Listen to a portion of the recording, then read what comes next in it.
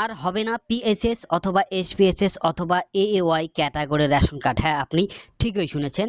আর সহজেই হবে না পিএসএস অথবা এসপিএসএস অথবা এএওয়াই ক্যাটাগরির রেশন কার্ড বা অন্তর্দয় অন্ন যোজনার রেশন কার্ড। আপনাদের পরিবারে যদি পিএসএস অথবা এসপিএসএস অথবা এএওয়াই অথবা এনএফএস এর আন্ডারে যে রেশন কার্ডগুলো রয়েছে সেই রেশন কার্ডগুলো যদি থাকে, তাহলে আপনাদের জন্য খুবই গুরুত্বপূর্ণ একটি আপডেট রয়েছে। সম্পূর্ণ ভিডিওটি মনোযোগ সহকারে দেখলে অবশ্যই বুঝতে পারবেন।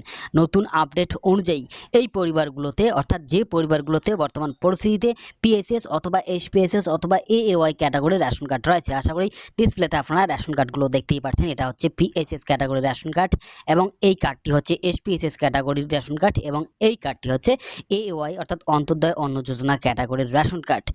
তো নতুন আপডেট অনুযায়ী এই পরিবারগুলোতে যদি নতুন রেশন কার্ডের জন্য আবেদন করা হয় তাহলে কি কি সমস্যা হতে পারে, অথবা আপনাদের পরিবারে আলাদা ক্যাটাগরির রেশন কার্ড যদি ট্রান্সফার করে আনতে চাইছেন তাহলে কি কি সমস্যা হতে পারে, অথবা বর্তমান পরিস্থিতিতে কোনো কার্ড যদি ব্লক থাকে কতদিনের মধ্যে সেই কার্ডটি অ্যাক্টিভ হতে পারে, বিস্তারিত তথ্য অবশ্যই আজকের এই ভিডিওটির মাধ্যমেই জানতে পারবেন। আশা করি আপনারা খুব ভালোভাবে জানেন এই চ্যানেলে শুধুমাত্র রেশন কার্ড রিলেটেড কন্টেন্ট প্রায় প্রত্যেক দিন আপলোড করা হয়। তাই এখনও পর্যন্ত যদি এই চ্যানেলটিকে সাবস্ক্রাইব করেননি তাহলে দয়া করে চ্যানেলটিকে সাবস্ক্রাইব করে সঙ্গে থাকার চেষ্টা করবেন। সর্বপ্রথমে আলোচনা করার চেষ্টা করব যে বর্তমান পরিস্থিতিতে বর্তমানে নতুন নিয়ম অনুসারে নতুন রেশন কার্ডের আবেদন করার বিষয়ে কি কি আপডেট রয়েছে। যদি আপনাদের পরিবারে পিএসএস অথবা এসপিএসএস অথবা এওয়াই ক্যাটাগরির রেশন কার্ড রয়েছে, আশা করি ডিসপ্লেতে আপনারা দেখতেই পাচ্ছেন। নতুন রেশন কার্ডের জন্য আবেদন করার সময় অর্থাৎ 4 নং ফর্ম অ্যাপ্লাই করার সময় সর্বপ্রথমেই এই কনফার্মেশন নোটিশটি দেওয়া হচ্ছে। এখানে কি কি লেখা রয়েছে আপনাদেরকে অবশ্যই বোঝানোর চেষ্টা করব। এখানে সর্বপ্রথমে ইংরেজিতে লেখা রয়েছে এবং তারপরে রয়েছে বাংলাতে। তো আমি আপনাদেরকে বাংলাতে বোঝানোর চেষ্টা করব, কারণ বাংলাতেই সহজ হবে। এখানে লেখা রয়েছে আপনার পরিবারের বর্তমান ক্যাটাগরি হলো এনএফএসএতে বা এনএফএস এর যে পিএসএস অথবা এসপিএসএস ক্যাটাগরি রেশন কার্ড রয়েছে সেই ক্যাটাগরিতে বর্তমানে রয়েছে এবং রাজ্যের জন্য এটি একটি সীমা রয়েছে।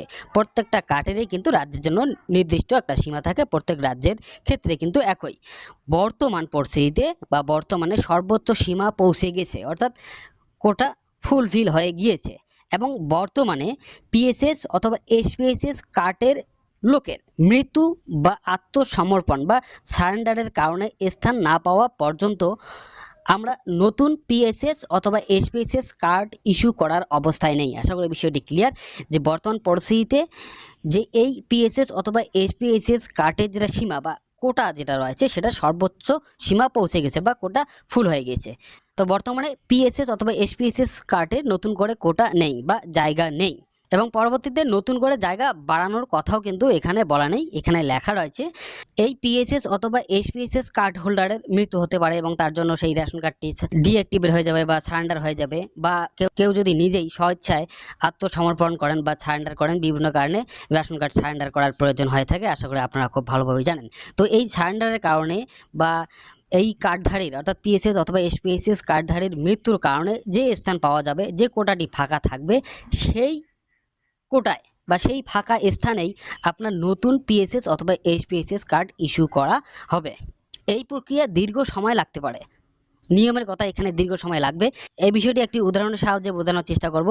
সাপোজ ধরুন 1 মাসে অর্থাৎ লাস্ট মাসে যদি হিসাব করেন, যদি 100 জনের অ্যাপ্লাই হয়ে থাকে এই পিএসএস অথবা এসপিএসএস রেশন কার্ডধারীদের এবং সারেন্ডার যদি মাত্র 10 জন হয়ে থাকে, সেক্ষেত্রে শুধুমাত্র কিন্তু 10 জনেই জায়গা পাবেন আর বাকি যে 90 জন থাকবে সেই 90 জন কিন্তু জায়গা পাবেন না, 90 জনকে ওয়েট করতে হবে। তো এইরকম যদি হয় তাহলে কিন্তু অনেক দিন সময় লাগবে এবং তার জন্যই মনে হয় এখানে লেখা রয়েছে যে এই প্রক্রিয়া দীর্ঘ সময় লাগতে পারে। যদি সারেন্ডারের পার্সেন্টেজ এবং নতুনের পার্সেন্টেজ যদি একই হয় বা সেম হয় তাহলে তো কোনো সমস্যাই নেই। সাধারণত দেখা যায় যে সারেন্ডারের পার্সেন্টেজ খুবই কম হয় এবং নতুনের পার্সেন্টেজ বেশি হয়। তো যেহেতু নতুনের পার্সেন্টেজ বেশি হয় সেহেতু কিন্তু এই প্রক্রিয়ায় বা এই রেশন কার্ড পাওয়ার জন্য দীর্ঘ সময় লাগতে পারে, এখানে এটাই লেখা রয়েছে এবং বর্তমানে আপডেট অনুযায়ী কিন্তু এটাই রয়েছে। পরবর্তীতে কি আপডেট আসবে, যদি আপনারা এই চ্যানেলটিকে সাবস্ক্রাইব করে সংযুক্ত থাকেন তাহলে অবশ্যই জানতে পারবেন। এবং তারপরে লেখা রয়েছে আপনি আপনার পুরো পরিবারকে আরকেএসওয়াই 1-তে রূপান্তর করতে পারেন, অর্থাৎ ডিসপ্লেতে আপনারা দেখতেই পাচ্ছেন এই কার্ডের ক্যাটাগরিতে রূপান্তর করতে পারেন আপনাদের পরিবারে যে পিএসএস অথবা এসপিএসএস কার্ডগুলো রয়েছে সেই কার্ডগুলো থেকে। এবং এই আরকেএসওয়াই 1 কিন্তু হয়েছে এবং এই আরকেএসওয়াই 1 কিন্তু হচ্ছে রাজ্য খাদ্য সুরক্ষা যোজনার আওতায়, এবং পিএসএস এসপিএসএস রয়েছে এনএফএস এর আওতায়। এনএফএস তে বর্তমানে কোটা না থাকার কারণে এখানে লেখা রয়েছে যে আপনি চাইলে আরকেএসওয়াই 1 ক্যাটাগরিতে রূপান্তর করতে পারেন, যা একই সুবিধা বহন করে। অর্থাৎ পিএসএস অথবা এসপিএসএস কার্ডেও যা বর্তমান পরিস্থিতিতে সুবিধা রয়েছে, আরকেএসওয়াই 1তেও কিন্তু একই সুবিধা রয়েছে, এবং সমস্ত সদস্যের অনুমোদনের সাথে সাথে আরকেএসওয়াই 1 কার্ড পাবেন। এখানে কিন্তু সমস্ত সদস্যের কিন্তু অনুমোদনের কথা বলা রয়েছে। আপনারা যদি ইচ্ছা করেন আপনাদের পরিবারে বর্তমান পরিস্থিতিতে পিএসএস অথবা এসপিএসএস কার্ড রয়েছে, আপনারা সমস্ত কার্ড আরকেএসওয়াই 1 ক্যাটাগরিতে আনতে চান, তাহলে অবশ্যই আনতে পারবেন কয়েকদিনের মধ্যেই। এবং তারপরে দুইটি ঘর রয়েছে, সর্বপ্রথমেই লেখা রয়েছে I want to get cards instantly, অর্থাৎ আমি অবিলম্বে কার্ড পেতে চাই, আমি আমার পরিবারের সমস্ত কার্ড আরকেএসওয়াই 1-তে রূপান্তর করতে ইচ্ছুক। আপনাদের পরিবারে যদি বর্তমান পরিস্থিতিতে পিএসএস অথবা এসপিএসএস ক্যাটাগরি রেশন কার্ড থাকে, আপনি যদি 4 নং ফর্ম ফিল আপ করতে চাইছেন, তাহলেই কিন্তু আপনাদের ক্ষেত্রে এই কনফার্মেশন মেসেজটি শো করবে।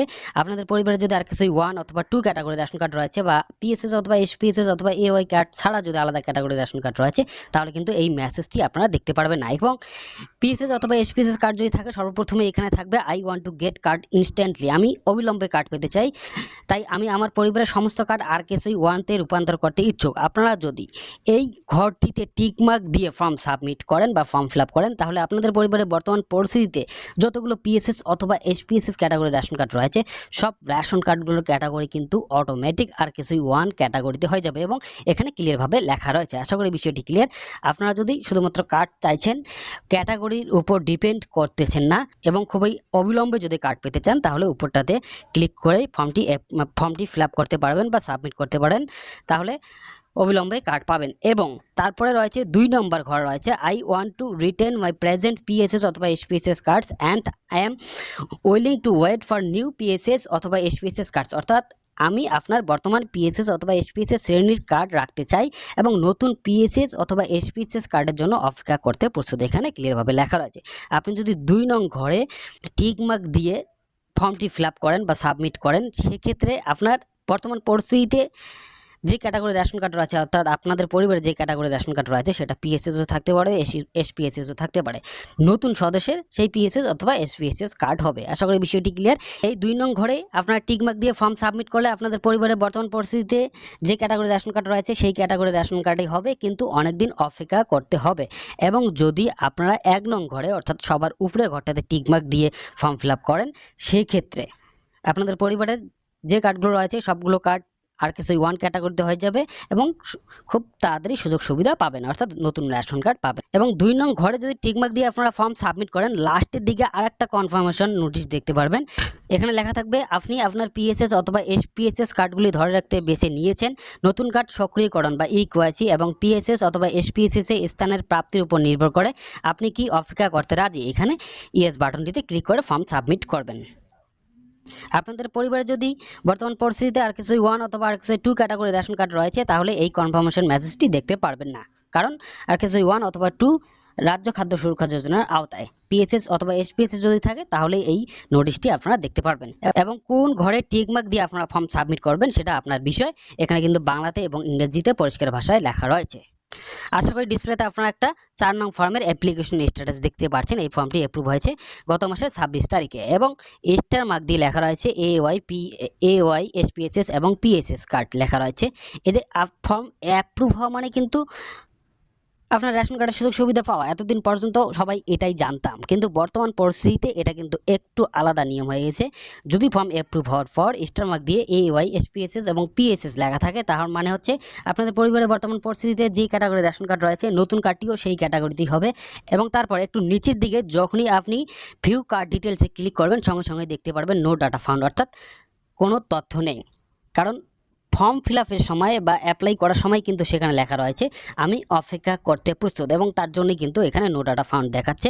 কারণ বর্তমানে পরিস্থিতিতে কোটা অ্যাভেলেবেল না থাকার কারণেই রেশন কার্ডের নাম্বার জেনারেট হচ্ছে না। এখানে ক্লিয়ারভাবে লেখা রয়েছে when quota will be available ration card number will be generated. অর্থাৎ যখন কোটা অ্যাভেলেবেল হবে এনএফএসএতে তখন আপনাদের রেশন কার্ডের নাম্বারটি জেনারেট হবে এবং send to you by India post, অর্থাৎ ইন্ডিয়া পোস্টের মাধ্যমে আপনার রেশন কার্ডটি আপনাকে পাঠিয়ে দেওয়া হবে। এবং বর্তমান পরিস্থিতিতে যদি আপনাদের পরিবারে আর কিছু ওয়ান ক্যাটাগরি রেশন কার্ড রয়েছে তাহলে ফর্ম অ্যাপ্রুভ হওয়ার সঙ্গে সঙ্গে আশা করি আপনারা দেখতে পাচ্ছেন ডাবল স্টার মার্ক দিয়ে লেখা রয়েছে ভিজিট নিয়ারেস্ট অফিস। এখানে কিন্তু ডাবল স্টার মার্ক দিয়ে AY SPSS PSS লেখা নাই। এবং একটু নিচের দিকে যদি আপনি লক্ষ্য করেন ভিউ কার্ড ডিটেলসে ক্লিক করার সঙ্গে সঙ্গে এখানে রেশন কার্ডের নাম্বার দেখাচ্ছে এবং ডাউনলোডের অপশনও কিন্তু শো করছে। তো এর থেকে ক্লিয়ার যে বর্তমান পরিস্থিতিতে PSS অথবা SPSS রেশন কার্ড কিন্তু সঙ্গে সঙ্গেই পাবেন না, তার জন্য অনেক দিন অপেক্ষা করতে হবে।